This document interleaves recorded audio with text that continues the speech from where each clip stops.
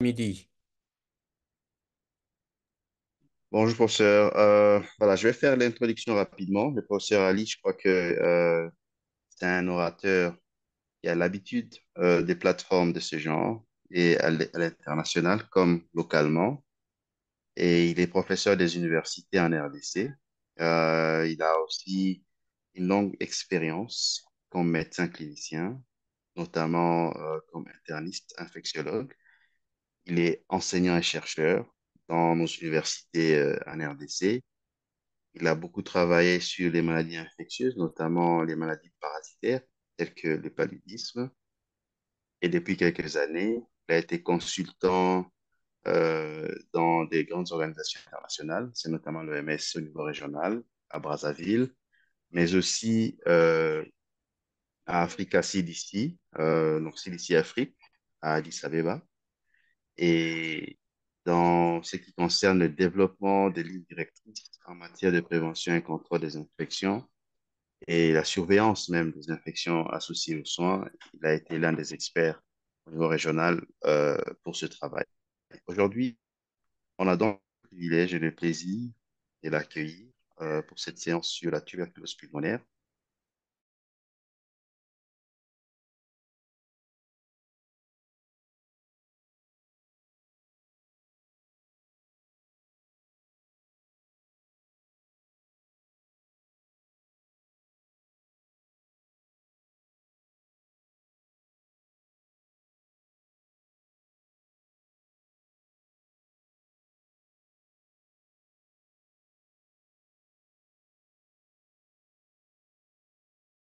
Personne invitée, important de conduire le même thème en ce mois de juillet. Mais l'actualité aussi nous montre l'importance de ces sujets. Par le retour de la COVID-19 dans beaucoup de pays dans le monde, sans qu'on en fasse publicité.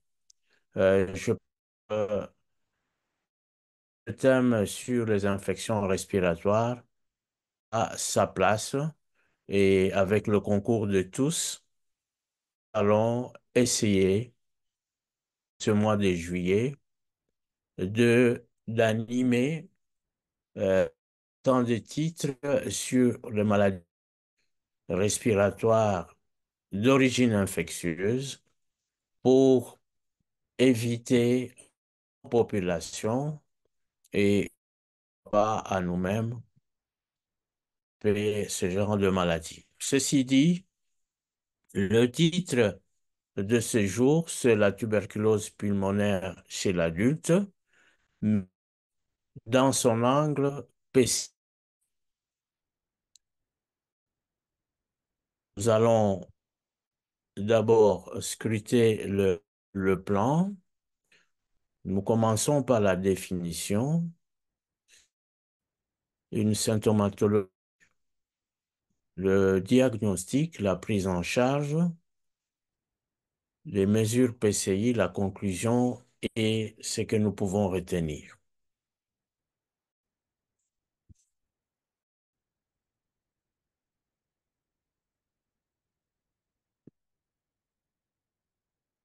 Définition, nous allons dire la maladie qui s'appelle la tuberculose pulmonaire. On parle d'abord d'une tuberculose latente ou une infection tuberculeuse latente. Au fait, cette terminologie qualifie la période où l'individu est en contact pour la première fois avec le bacille de Koch, donc la primo-infection. Au cours de cette infection latente, le bacille reste inactif dans un granulome. Et cela peut prendre des années sans entraîner ni la maladie, ni les symptômes. Alors, l'infection tuberculeuse latente, retenons-le, est susceptible d'évoluer en tuberculose pulmonaire en cas d'un déficit immunitaire.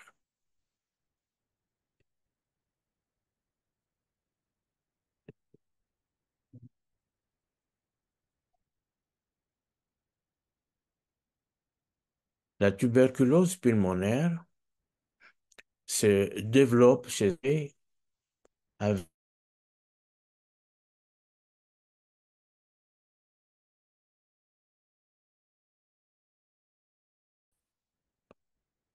eh bien, cette infection peut arriver ou ce développement peut arriver pendant ou lorsque un sujet développe une maladie infectieuse d'origine virale, telle que le VIH, le SIDA, telle que une endocrinopathie comme le diabète,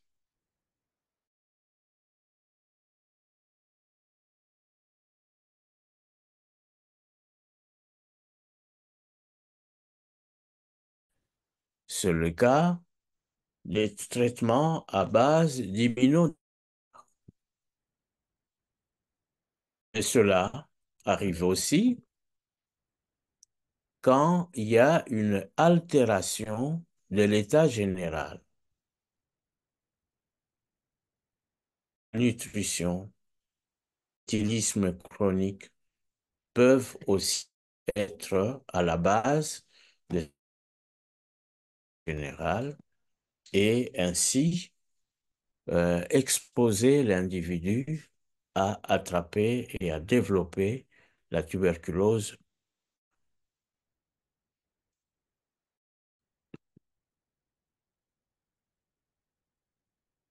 La tuberculose pulmonaire, le risque de développer une tuberculose pulmonaire active va dépendre de certains éléments. C'est le cas du délai entre le moment où le sujet est infecté et le moment où il peut développer la maladie. Donc, le risque est plus élevé les 2 premières années après l'infection. Comme autre élément, nous avons l'âge. Le risque est accru aux âges extrêmes. Un autre élément, c'est le statut immunitaire. Le statut immunitaire du sujet infecté.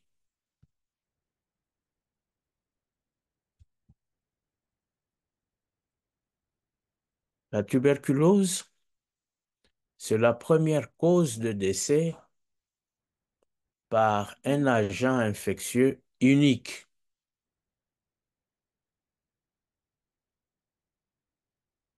C'est une maladie qu'on peut éviter et qui est curable. Elle est 9e cause de décès. Si nous prenons les causes de décès, et la 9e cause, bien avant le virus d'immunodeficience humaine. Alors, plus de 80% des cas de tuberculose pulmonaire et de décès surviennent dans les pays à revenus faibles ou intermédiaires.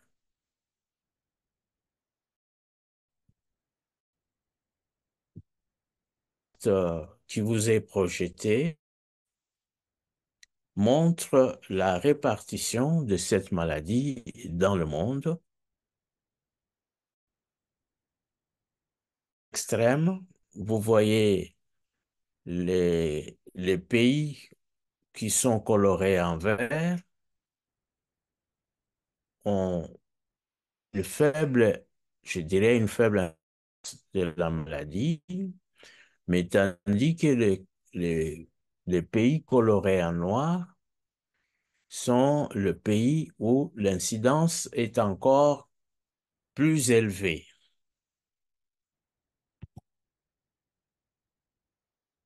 25% de la population mondiale est par la maladie. 5 à 10% ont possibilité de développer.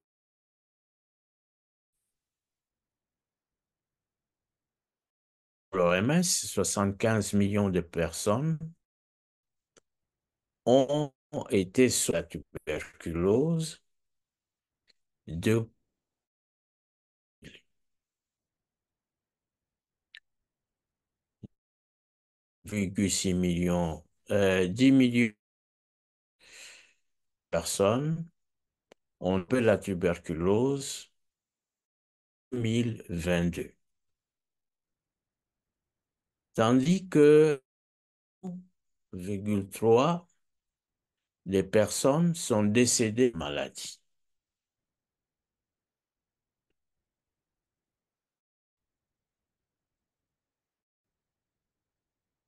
Dans ce tableau,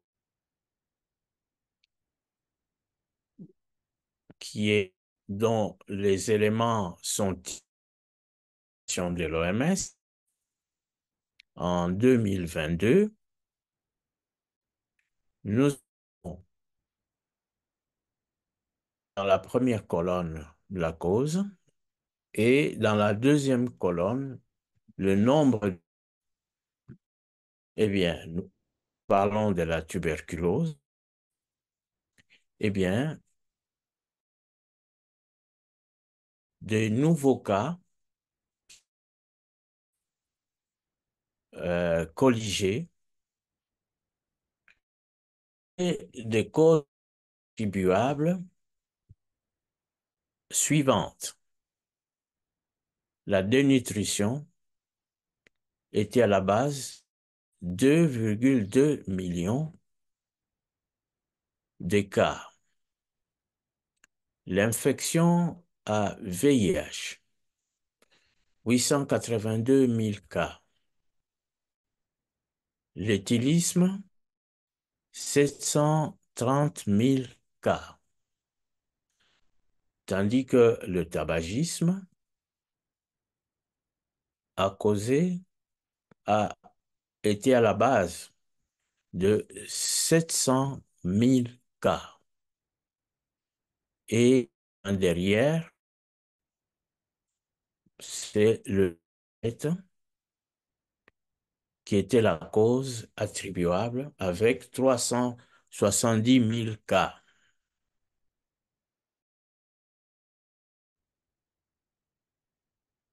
Quelles sont les personnes à risque de cette maladie?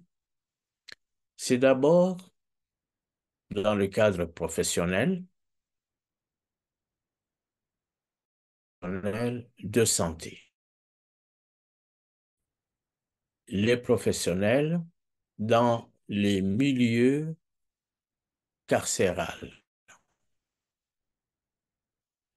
Nous avons aussi les professionnels qui travaillent dans des camps de réfugiés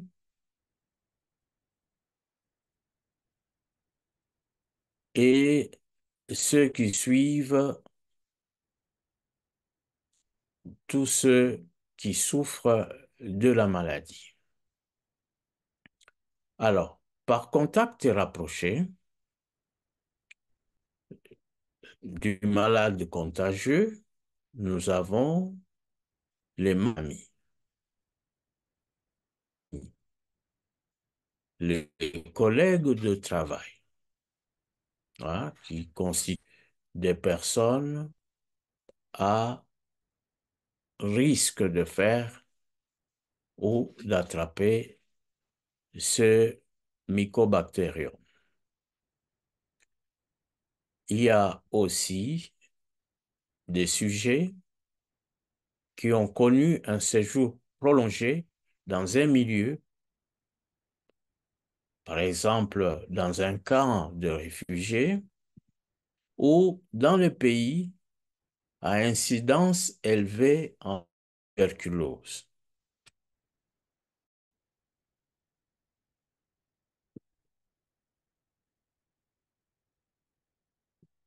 La tuberculose et le VIH.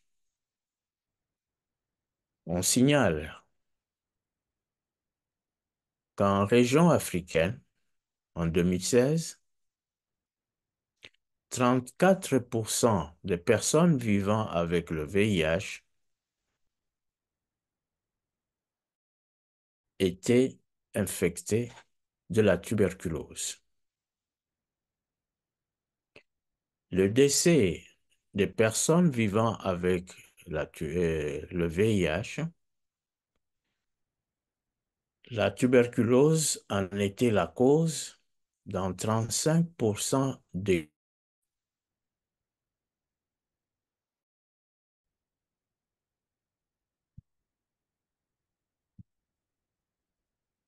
La tuberculose pulmonaire,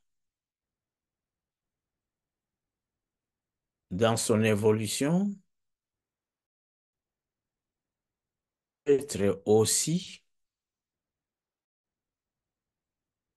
une tuberculose multirésistante.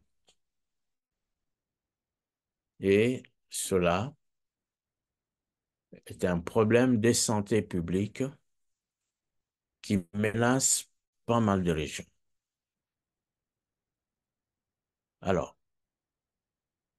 la résistance constitue une menace réelle. Quand, eh bien, elle fait suite à des prescriptions incorrectes, irrationnelles et une prise appropriée des médicaments. Elle apparaît aussi à la suite de l'administration des médicaments de mauvaise qualité. C'est aussi une raison.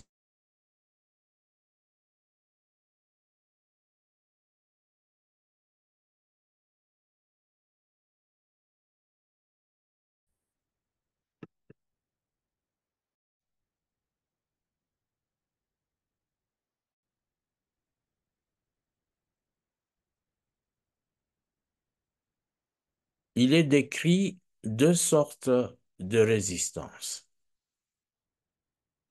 La tuberculose résistante, les mycobactéries ne répondent pas à l'isoniazide et à la rifampicine, qui sont deux puissants médicaments de la première ligne.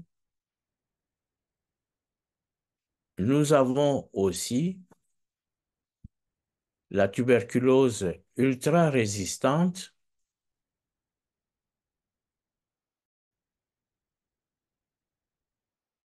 qui est une forme ne répondant pas aux médicaments de la deuxième ligne.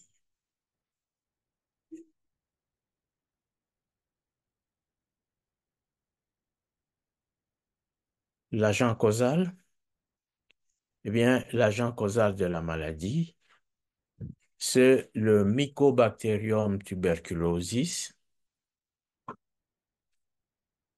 qui est transmis par voie aérienne dans la tuberculose pulmonaire.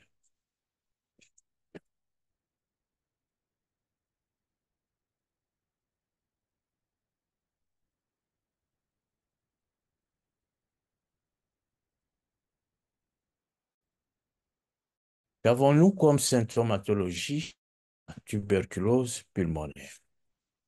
Eh bien, la tuberculose pulmonaire, à son début, est symptomatique.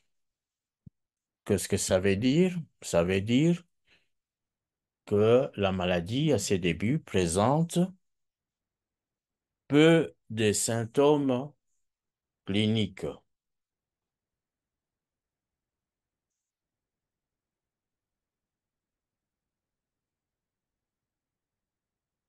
Alors,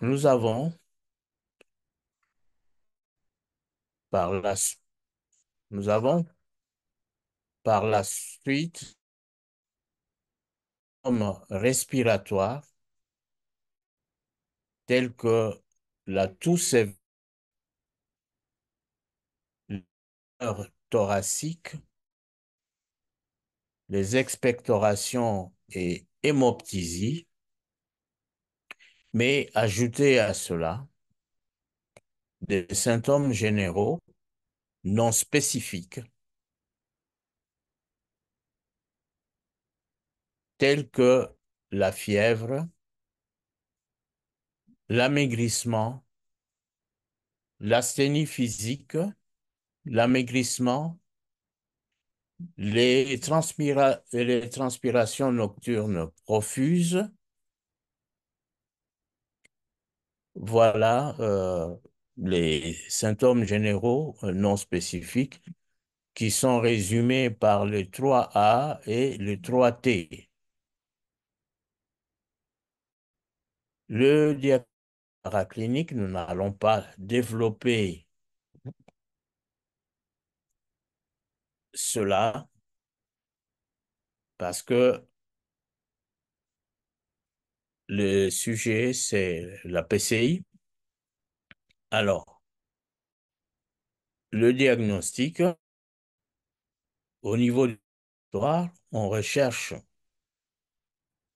le bacille,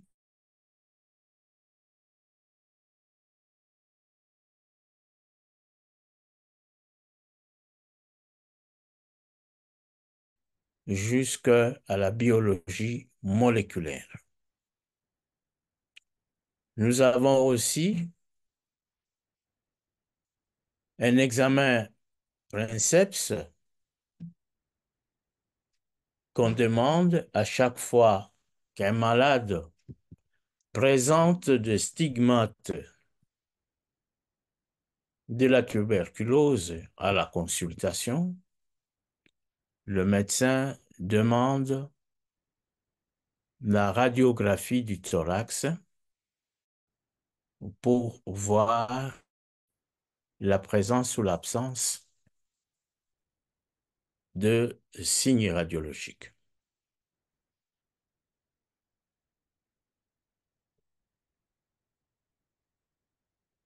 Les mesures PCI.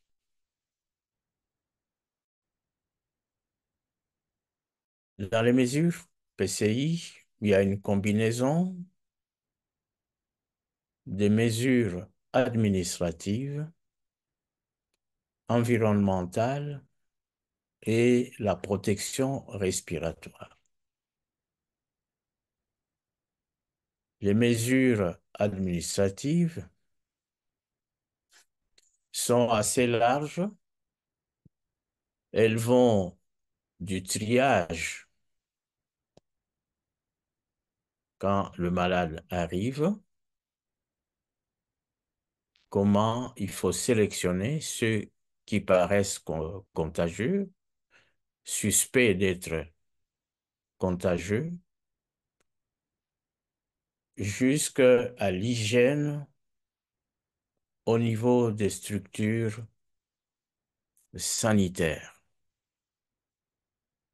Donc, le triage, l'isolement, l'éducation de ces personnes malades, de leurs accompagnants, de leurs amis, de leurs visiteurs, comment toutes ces personnes peuvent se protéger. Nous avons aussi des mesures environnementales et la protection respiratoire. Au fait, l'objectif, c'est quoi? C'est réduire l'exposition du personnel soignant, des amis du patient, ses visiteurs et tous ceux qui peuvent passer autour, de diminuer l'exposition au bacille de Koch. Ce qui peut faire qu'au niveau individuel, il faut apprendre aux malades contagieux qu'ils doivent fermer la bouche en toussant pour ne pas répandre le bacille de Koch en l'air et dans l'environnement où il se trouve. Nous avons des mesures environnementales telles que la ventilation qui peut être naturelle ou mécanique, dans une structure sanitaire ou à domicile, naturelle. On ouvre les fenêtres de la chambre ou de la maison, comme ça, la ventilation toute naturelle renouvelle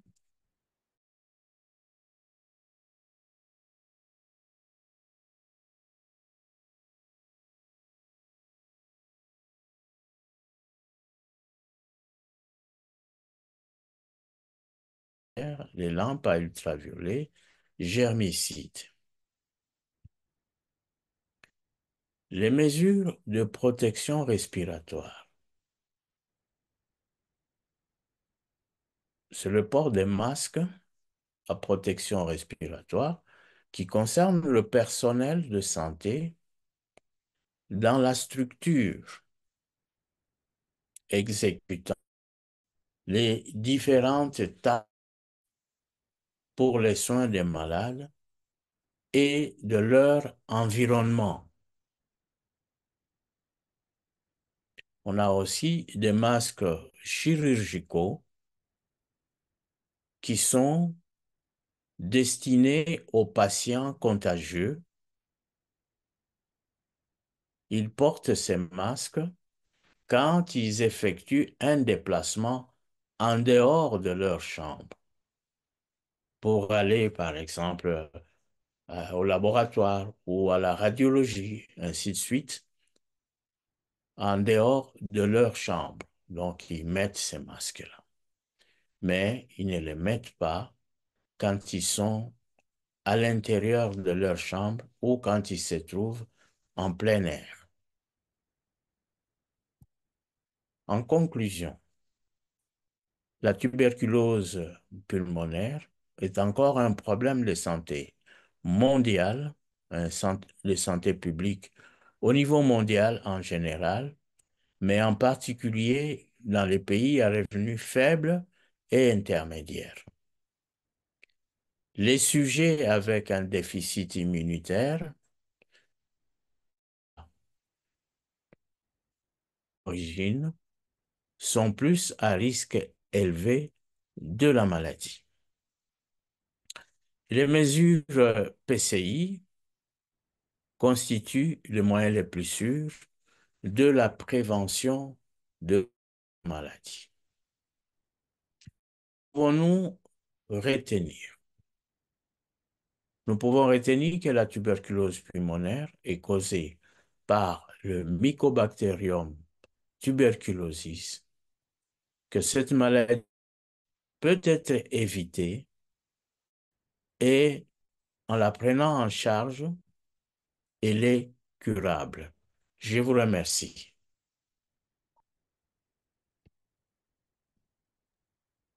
Merci, professeur Ali, pour cette brève présentation avec les éléments pertinents en rapport avec la tuberculose pulmonaire chez l'adulte. Et donc, vous avez brossé les éléments essentiels, c'est-à-dire l'état de la question en matière d'épidémiologie, de la bactériologie au laboratoire. Vous avez aussi présenté une symptomatologie en rapport avec la tuberculose pulmonaire chez l'adulte. Vous avez insisté dans vos dernières diapositives en rapport avec la prévention et le contrôle de la tuberculose. Alors, on va ouvrir le plateau, ou du moins la plateforme questions des participants. Je n'ai rien vu jusque-là sur le chat. Mes chers collègues, vous êtes la bienvenue. Si vous avez des questions en rapport avec le sujet du jour, vous pouvez lever la main et on va vous passer la parole.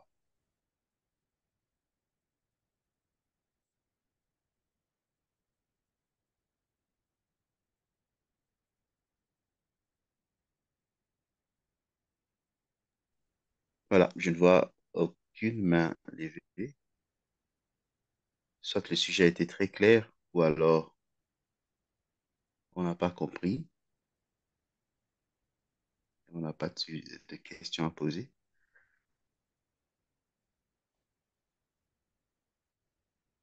Mais peut-être ce que je peux dire aussi en matière de prévention et contrôle des infections, euh, juste pour corroborer ce que le professeur Ali a présenté en matière de prévention de la tuberculose. Le système de ventilation, par exemple, dans nos milieux, il est difficile d'avoir une ventilation mécanique où vous avez un calibrage jusqu'à 6 à 12 changements d'air ou renouvellement d'air par heure, ce qui est recommandé pour réduire au maximum, en tout cas, le nombre des cas de transmission du Mycobacterium tuberculosis et donc maximiser la protection de vos patients et même du personnel soignant et des visiteurs. Alors, si vous n'avez pas de système de ventilation mécanique, vous pouvez recourir à la ventilation naturelle. Et cette ventilation naturelle, lorsqu'elle est optimisée, elle peut aller jusqu'à 48 renouvellements d'air par heure. Et ça, c'est très efficace, c'est très bien. Et là où vous avez encore de l'ombre à l'extérieur, vous pouvez garder les patients à l'extérieur pendant qu'ils attendent d'être reçus pour consultation et donc éviter les transmissions, les cas de transmission de tuberculose par les patients qui viennent pour autre chose, par exemple. Jean-Baptiste, vous avez la main levée, vous avez la parole. Ah, bonjour, docteur, docteur Andy. C'est le Bonjour. même cas. Vous sortez entrecoupé, je vous entends difficilement. Et, alors, alors, docteur Andy, j'espère que vous m'entendez. Oui, là c'est beaucoup mieux, oui. Oui. Bon, merci pour la parole et de nous retrouver encore dans ce webinaire. Et je voulais m'adresser, bon, c'est soit à vous, soit au professeur, par rapport à cette question de ventilation. Nous savons très bien que les normes PCI viennent, c'est encore un nouveau mot dans nos institutions hospitalières. C'est pas mal, on est en train de courir pour être à jour, il y a des formations qui viennent, mais de manière au niveau structurel, il n'y a pas, je peux dire, plus de 80% de nos institutions, par exemple, je prends au niveau de la RDC, qui n'ont pas des normes PCI depuis d'abord la construction. Alors, nous aurons, nous sommes dans des structures qu'on a conçues sans normes, mais on ne peut pas aussi avoir la ventilation mécanique comme vous venez de le dire récemment. C'est quelques structures. Alors, la partie ventilation naturelle ne sera pas efficace parce que déjà, même l'aération, l'orientation des fenêtres pour ça respecter. Donc, en tout cas, 90%, je ne sais pas si vous avez un avis, s'il y a un avis contraire. Dans ces cas, comment on peut vraiment prévenir la PCI, les mesures, comment les mesures PCI intervenir euh, pour soigner? Parce que déjà, nous avons des institutions, des structures qui n'ont pas de normes en termes d'aération naturelle. Merci.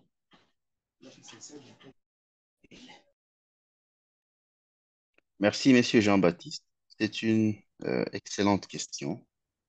Voilà pourquoi on encourage la formation en PCI Et c'est très bien que vous cherchiez à en savoir plus parce que finalement, les défis sont très grands, sont nombreux et chaque jour, on essaye de chercher à apprendre plus pour permettre de faire face aux défis qui sont dans nos milieux, dans nos institutions.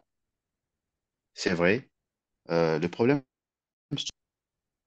est très grand parce que déjà pour la rénovation et même la construction des institutions sanitaires, il y a très peu alors, d'institutions qui consultent les experts en prévention et contrôle des infections, qui eux-mêmes ont eu des cours sur la construction, sur la conception des hôpitaux en rapport avec la prévention et le contrôle des infections. Ça, c'est un cours que j'enseigne dans mes plateformes. Pour ceux qui connaissent IPC Academy, ils vont trouver qu'il y a un cours entier là-dessus. Les autres universités où on a enseigné aussi, c'est un module maintenant qui est enseigné là-bas aussi. Ce sont des normes à l'international où vous ne pouvez commencer la construction que si vous avez un rapport d'évaluation des risques infectieux qu'un expert a établi par écrit. Il a scoré, il a donné un score, donc le niveau du risque. Il a donné le plan de mitigation, le plan donc pour atténuer le risque, pour la diminution, la réduction du risque. Et il a donné la mise en œuvre, le cadre de mise en œuvre par rapport à ça. Alors, pour revenir à la question de la ventilation naturelle, il en existe de plusieurs types. Si vous n'avez pas des fenêtres et portes posées pour donner le maximum de cette ventilation naturelle, vous pouvez quand même ouvrir la fenêtre là où elle se trouve. C'est toujours mieux que de la laisser fermée, hein. Et si vous aviez lu les dernières publications sur les maladies respiratoires, vous allez voir que il y a maintenant une corrélation nette entre le niveau de CO2 dans la pièce et l'émission des particules respiratoires, inclus ici les particules infectées, hein, ou les particules respiratoires contenant des virus, des bactéries, etc., et tous ces pathogènes qui sont transmis par voie respiratoire. Et donc, si vous laissez la fenêtre ouverte, bien qu'il n'y ait pas un courant d'air franc, c'est toujours important pour permettre un certain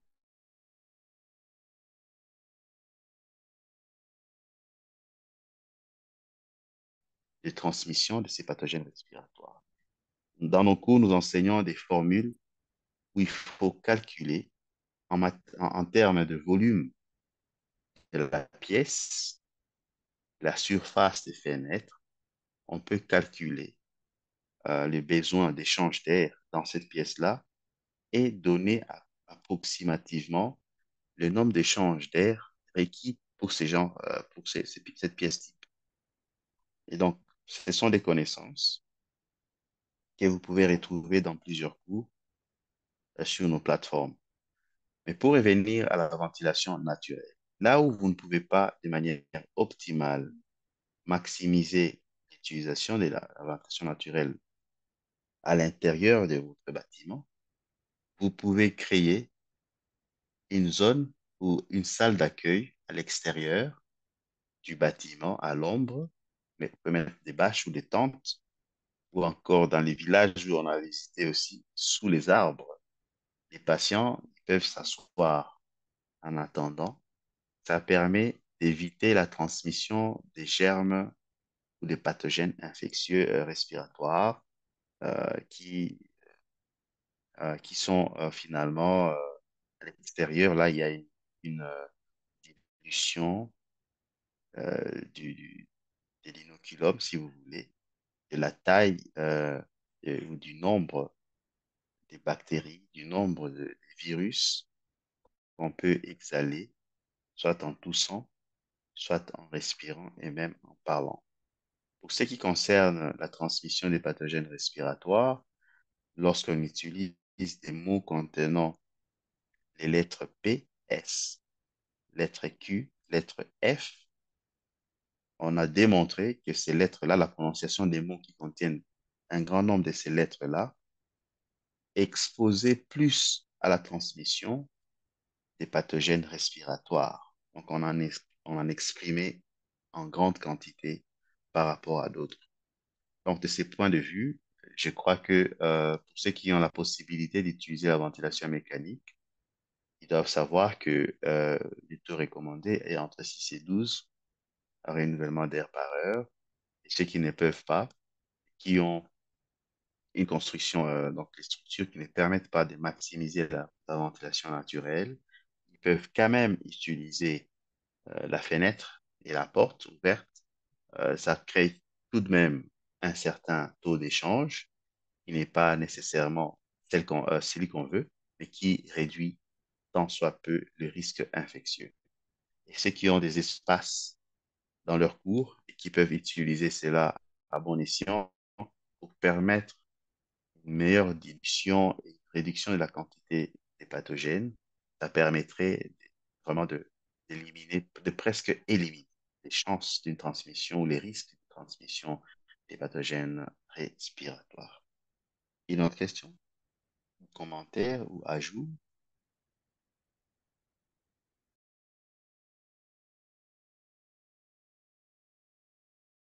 Voilà, je vois dans les commentaires, docteur Judith Bazika ou Kaba dire, et dans plusieurs, malheureusement, peu d'hôpitaux ont un endroit où isoler les malades. Professeur Ali, vous avez un commentaire par rapport à ça?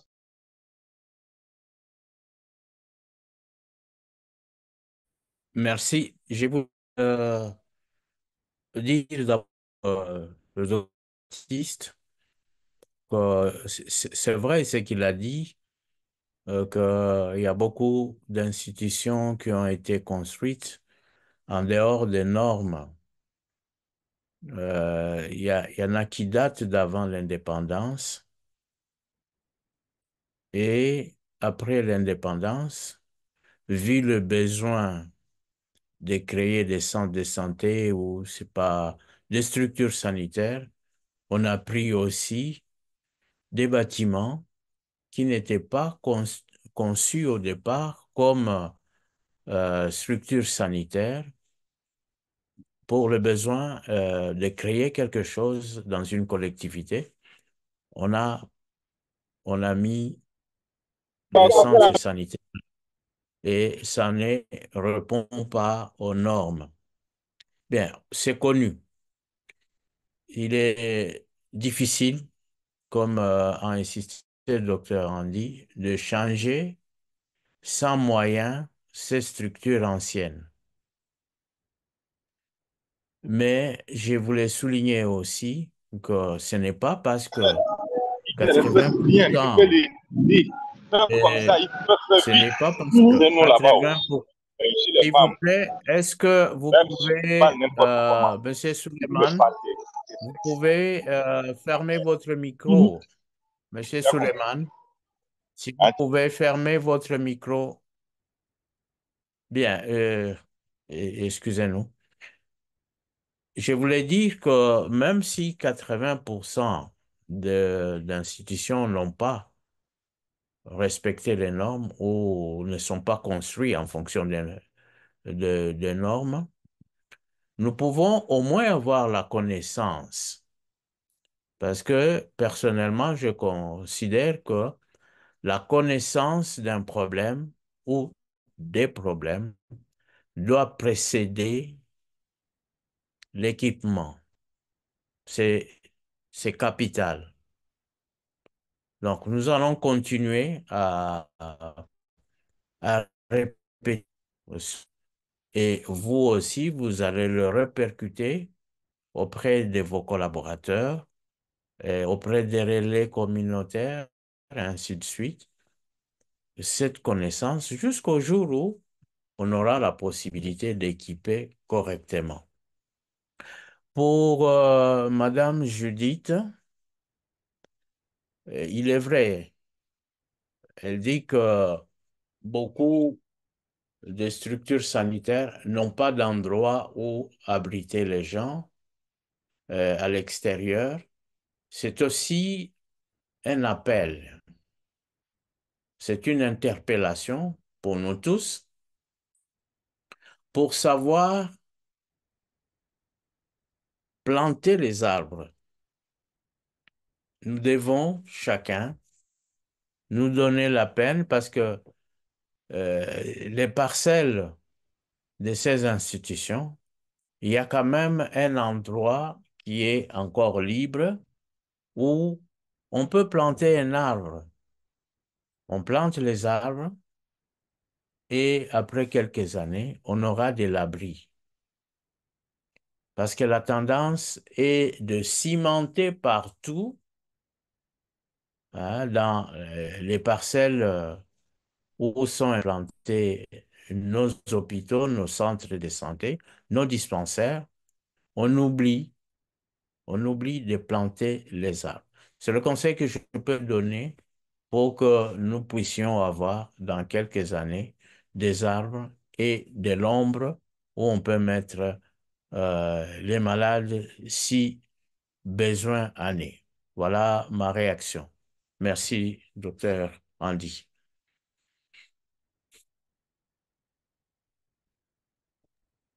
Oui, professeur Ali, merci. J'ai vu un autre commentaire. Euh, on a dit quels sont les éléments ou les commodités par rapport à la salle d'isolement. Je vais relire entièrement la question. Bonjour, merci pour cette présentation. Je voudrais savoir quelles commodités pour une salle d'isolement dans le cas de la tuberculose. Je vois le docteur Valérie, il est en ligne. Il a travaillé longuement sur la tuberculose et la PCI dans son travail de fin d'études en maîtrise. Je vais lui passer la parole, mais avant, je pourrais répondre à cette question. Écoutez, sur les plans de la conception et de la construction des salles d'isolement pour patients tuberculeux, il y a quelques aspects qu'il faut connaître. Le tout premier, pour ce qui concerne l'isolement pour les patients tuberculeux, il faut que la salle soit, on dit ça en français, occupée par une seule personne. Ça, c'est la première des choses, que ça ne soit pas partagé, que ça soit une salle où il y a qu'une personne, pour plusieurs raisons. La première raison serait d'éviter de contaminer le voisin. Parce que vous pouvez tous avoir la tuberculose, mais l'un a une tuberculose susceptible ou sensible au traitement, et l'autre a une tuberculose multirésistante. Et donc, c'est pas le même problème, c'est pas le même cas de figure, c'est pas le même besoin en traitement. Il faudrait donc les séparer. Mais cette salle doit aussi avoir une pression négative. Et la pression négative, elle est toujours relative, par exemple au couloir, alors aux autres endroits environnants qui sont connectés à la chambre. Mais la chambre doit avoir une pression négative. Deuxièmement, il faut apprendre et encourager ceux qui utilisent la chambre de toujours fermer la porte. Et que partout où il y a des petites ouvertures, on doit réellement les fermer. On doit vraiment sceller autant que possible pour ne pas permettre à l'air qui se trouve dans la chambre de partir, de s'évacuer vers le corridor ou alors vers euh, les autres pièces. Premier principe. Il faut aussi assurer qu'il y a une certaine magnitude de l'échange ou du renouvellement d'air par heure. J'ai parlé de 6 à 12, hein, mais vous pouvez vraiment insister pour que ça soit jusqu'à 12 renouvellements d'air par heure. Et là, c'est encore plus pratique lorsque réellement vous avez une ventilation mécanique. Mais à la manière des ressources limitées, où vous n'avez pas de ventilation mécanique, mais vous avez un ventilateur, vous pouvez utiliser les ventilateurs, mais alors vous les tournez vers la fenêtre.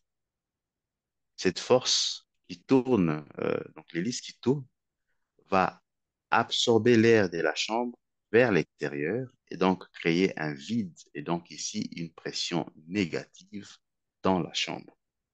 Ça, c'est une façon de créer la pression négative sans que on ait une ventilation mécanique sophistiquée.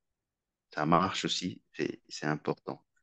Et là, je vais dire ici, c'est en quelque sorte l'utilisation de ce qu'on appelle le principe de Bernoulli, qu'on utilise dans plusieurs domaines. Ici aussi, ça s'applique. C'est pour créer un vide d'air dans la chambre et donc créer une pression négative et donc ramener tout ce qu'il y a à l'intérieur vers l'extérieur directement. Et l'extérieur, si je dis vraiment à l'extérieur du bâtiment, il ne faut pas ramener ça vers le couloir parce que vous allez ramener les particules infectieuses, tuberculeuses, à l'extérieur de la chambre, mais dans le couloir, et exposer un plus grand nombre de personnes à faire de la tuberculose. OK? Voilà, voilà un peu les éléments qu'on peut partager, mais si vous avez aussi un climatiseur installé dans votre chambre et qui fonctionne sous le principe de récirculation de l'air, il faut l'arrêter parce que finalement, ça va redistribuer les particules infectieuses à tout le monde. Et si c'est connecté à un système partagé avec les autres chambres, vous allez retrouver les mêmes particules dans d'autres chambres. Voilà. Donc, il faut aussi, pour finir, le dernier élément dans ces principes euh, des chambres d'isolement, il faut faire à ce que le courant d'air parte du lieu plus propre, c'est-à-dire moins contaminé, vers les endroits plus contaminés. OK?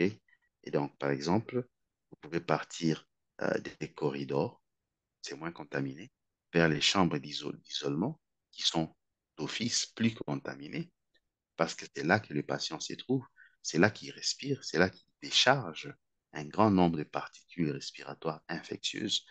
Et donc, il faut partir de là euh, vers la chambre d'isolement, donc du corridor ou du couloir vers la chambre euh, d'isolement. Donc, le courant d'air vient du côté moins contaminé vers le côté plus contaminé. Et de là va en continuant pour sortir vers l'extérieur du bâtiment où il y a beaucoup d'air et donc ça va être dilué dans l'air et ça va être moins risqué. Docteur Valérie, est-ce que vous avez un élément à ajouter par rapport à cette question? Prenez la parole, s'il vous plaît. Merci beaucoup, Dr. Andy. Merci beaucoup, Prof. Ali. Chers collègues, il faudra ajouter de façon insistante, parce que les collègues qui ont parlé avant le redisent, l'architecture et la construction des hôpitaux fait partie des moyens même d'ingénierie, si nous pouvons dire, qui nous permettraient de pouvoir assurer la prévention et le contrôle des infections. Notamment que l'orientation des fenêtres par rapport au courant d'air est très, très importante. La construction des bâtiments tels qu'ils se succèdent, les chambres ou les pavillons tels qu'ils se succèdent, devraient tenir aussi compte de ces aspects parce que dans une étude durant toute l'année, on pourrait bien savoir ici dans cette région, voilà, les vents soufflent d'habitude de telle direction à telle autre direction ou dans telle direction.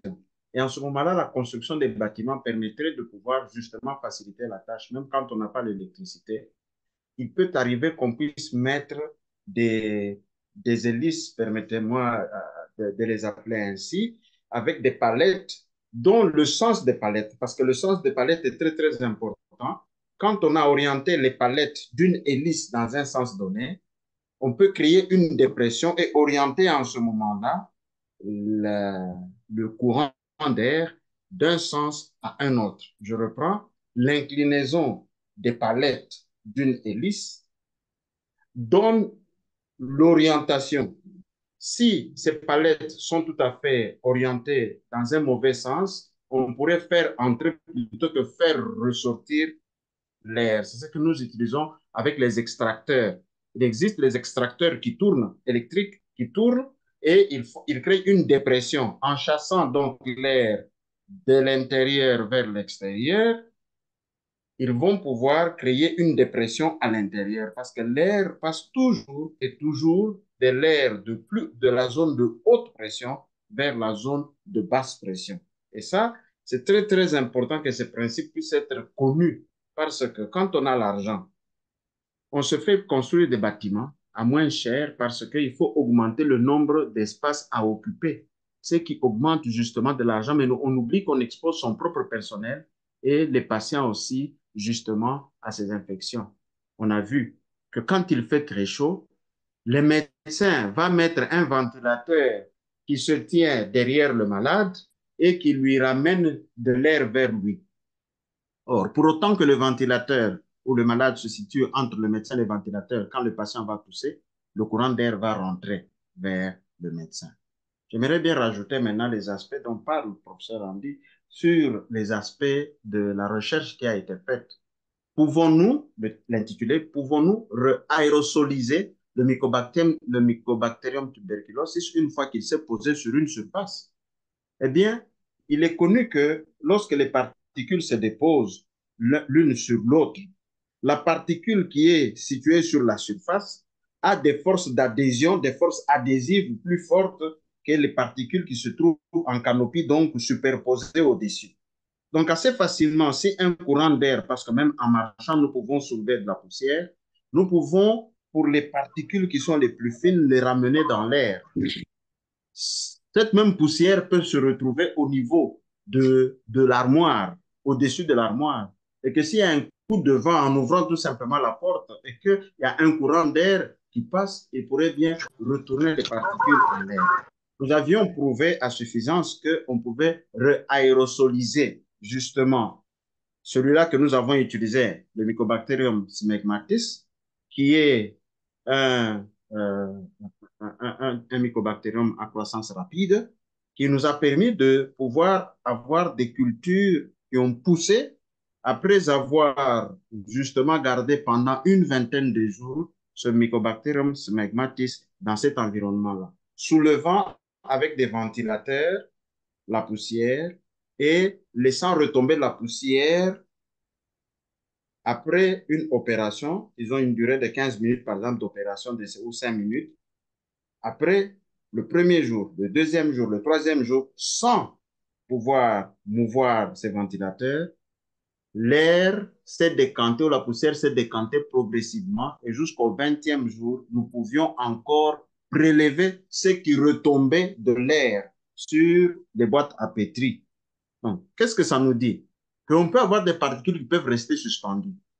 Et la dynamique des particules, comme le professeur l'a dit, les petites particules les plus fines peuvent se déplacer à une plus grande distance. Donc, définitivement, quand nous construisons, veillons aussi à ce que les aspects de pouvoir avoir la poussière puissent être justement des aspects qui puissent être minimisés. Et le nettoyage vient s'ajouter là-dessus parce que ça va faire partie aussi de cette prévention-là. Parce que ça peut justement faire que les particules de poussière venant du plafond, venant des surfaces, peuvent avoir des particules infectieuses qui peuvent retomber et qui peuvent être inhalées. Et quand vous avez des patients qui sont immunodéprimés, ça devient un problème parce qu'eux peuvent plus facilement faire la pathologie. Donc, ayant dit cela, toutes ces méthodes, nous devons nous mettre tous ensemble, et les ingénieurs, et les cliniciens, et tous ceux-là qui connaissent plus de sciences associées à cette matière de gestion de la dynamique de l'air, nous pouvons les associer à la construction de nos hôpitaux de façon à ce que nous puissions, en ce moment-là, minimiser les risques. Et enfin, comme le professeur l'a dit, le cohortage des malades doit tenir compte de leur état de santé et de leur type de maladie qu'ils ont. Une tuberculose multirésistante, une tuberculose qui est sensible à tout, il faudra tirer très attention quand nous faisons le cohortage des patients. Idéalement, il est mieux d'avoir une salle, une chambre unique pour ce patient-là. Mais si on ne réussit pas le cohortage des patients, devra tenir compte justement de ce qu'ils ont comme pathologie. Merci. Je m'excuse pour la longueur de la réponse, aussi j'ai dû extrapoler. Merci, docteur Valérie. C'est très important de vous écouter et l'expérience de laboratoire et tout ce que vous avez eu comme expérience sur terrain, c'est toujours important d'élaborer. Je crois qu'on a dépassé déjà le temps prévues pour cette séance. Je vais aller donc donner la parole au professeur Ali pour voir s'il a un autre commentaire.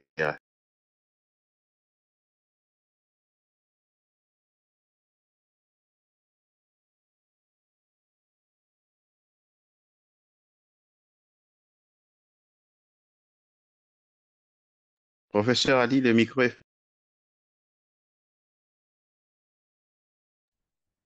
Vous avez raison. J'ai cherché le commentaire, la question de Monsieur Ndou, mais je pense qu'il demandait si euh, les centres de santé, je pense que c'est ça,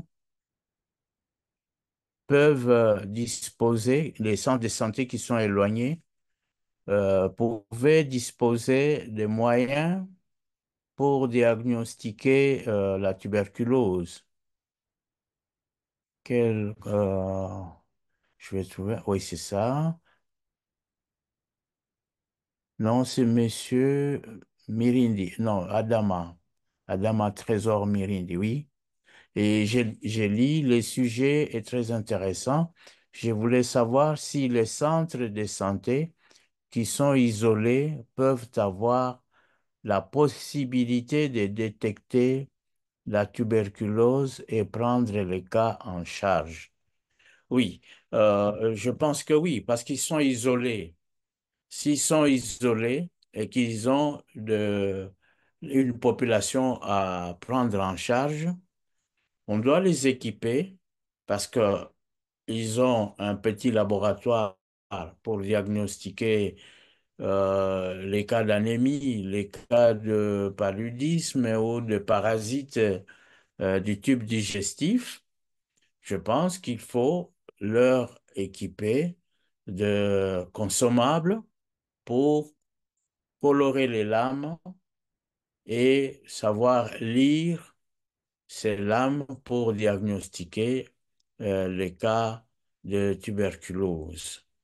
Je pense que c'est nécessaire et il faut faire un plaidoyer pour ça. Parce que si vous vous trouvez à 100 kilomètres, le centre se trouve à 100 kilomètres du centre qui peut faire le diagnostic, peut-être que le patient n'a pas la possibilité d'y aller, alors c'est compliqué. C'est compliqué. La maladie va tuer notre patient. Merci. Merci, professeur Ali. Docteur Valérie, vous avez la main Merci beaucoup, levée. professeur. C'est assez intéressant comme question et aussi comme réponse. La question que je me pose, la première, c'est que pourquoi ce centre-là s'appelle isolé? Parce que la réalité des faits, c'est que les centres de santé doivent être ouverts dans un réseau.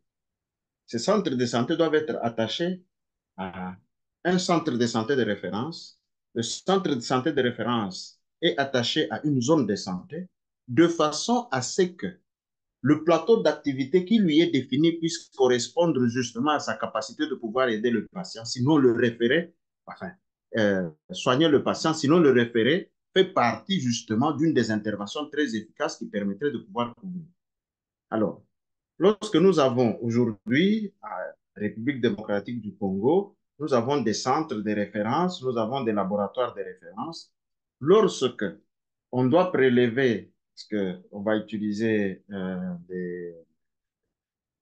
la chaîne de détection, the word has gone, prof, the one that we use again,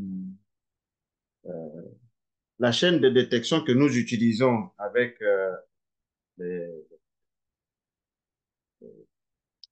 les marqueurs, comment je peux dire, génétiques, le mot va me revenir.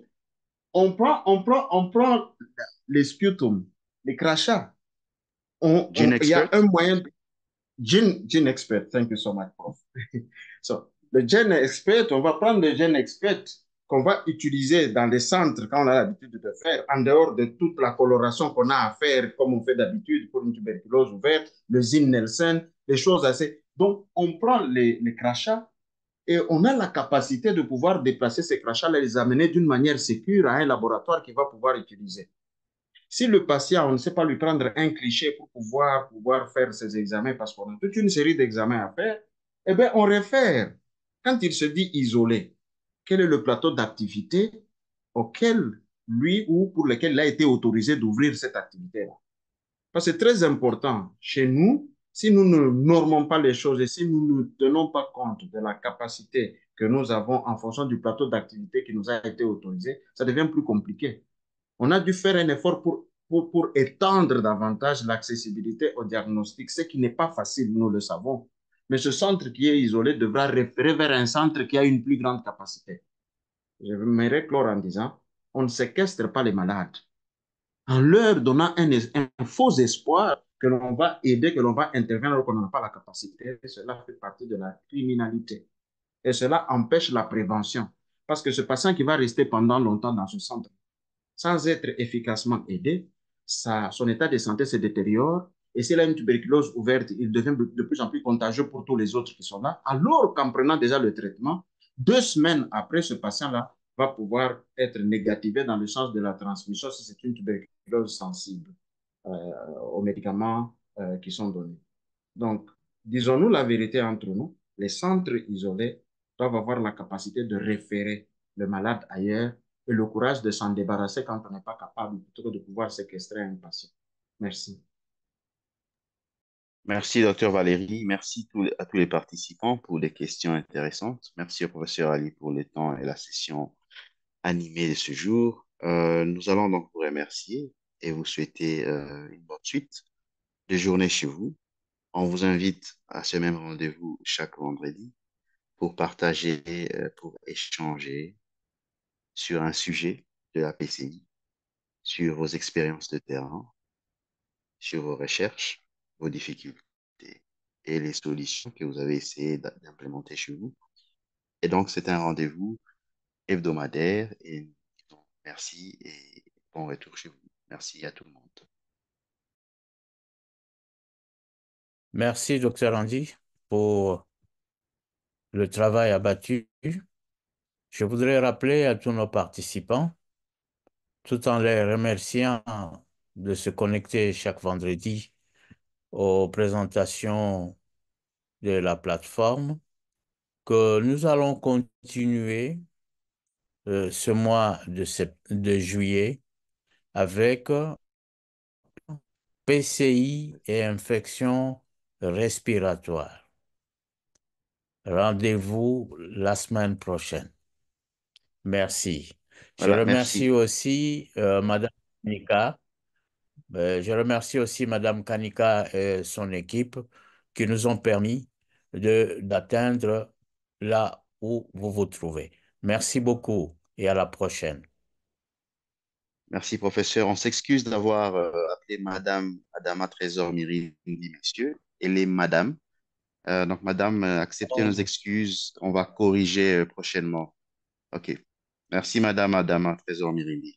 Merci et bonne suite de journée chez vous.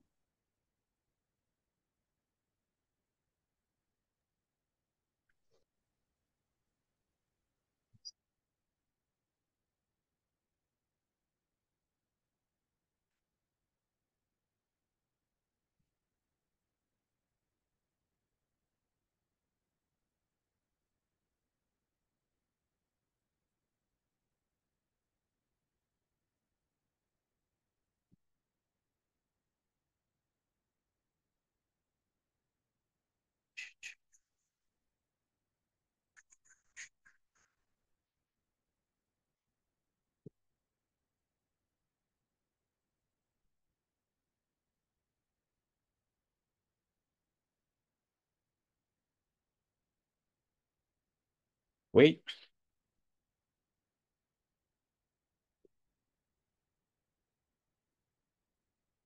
Oui. C'est 15h30. C'est 15h30. Vous avez déjà déconnecté? Non, je n'ai pas encore déconnecté. Oui, mais le micro est ouvert.